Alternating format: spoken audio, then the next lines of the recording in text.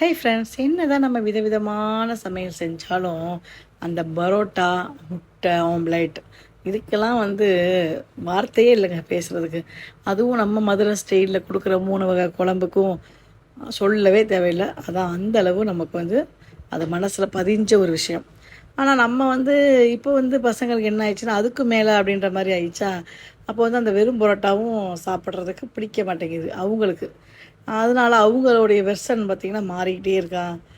இந்த மாதிரி டைமில் இப்போ இதெல்லாம் நம்மளால் எடுத்து அதை தனியாக அதுக்கு ஒரு ரெசிப்பியை உருவாக்க வேண்டியதாக இருக்குது. ஸோ இந்த மாதிரி இந்த விஷயத்துலலாம் நம்ம பசங்க கையிலே கொடுத்துட்டோன்னு வச்சுக்கோங்களேன், அவங்களே ஒரு புதுவிதமான ரெசிபி நம்மளுக்கு உருவாக்கி கொடுத்துருவானுங்க.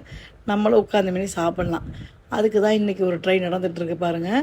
3 முட்டையை போட்டு நல்ல ஒரு கிளறி அதில் 3 புரோட்டாவை நல்லா மிக்சியில் அடித்து போட்டாச்சு. 3 வகையான குழம்பையும் ஊற்றியாச்சு. இது 3x3x3ன்னு கூட சொல்லலாம். அந்த மாதிரி 3 வகையாக 3 விதமாக இதை நம்ம போட்டு கிளறுனா இது முட்டை பரோட்டாக்கு ஸ்டேஜ் அப்படி சொல்லிக்கலாம். வேணும்னா நீங்கள் அதை ட்ரை பண்ணிக்கலாம். நல்லா ட்ரை பண்ணோம்னா இன்னும் கொஞ்சம் நல்லா கொத்தி எடுத்தோம்னா முட்டை பரோட்டா தான். ஆனால் நம்ம கொஞ்சம் முன்னாடி எடுத்துருவோம்.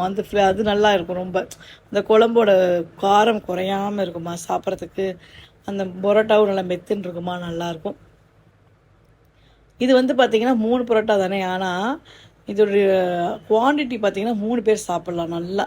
அதாவது நல்லா நார்மலாக சாப்பிட்டா 3 பேர், இல்லை கொஞ்சம் நல்லா சாப்பிட்றோம், ரொம்ப ஃபுல்லாக சாப்பிட்றோம் அப்படின்னா 2 பேர் நல்லா சாப்பிட்லாம். கண்டிப்பாக நீங்களும் இதே மாதிரி ஒரு தடவை ட்ரை பண்ணி பார்த்துட்டு எப்படி இருந்ததுன்னு சொல்லுங்கள். தேங்க்யூ.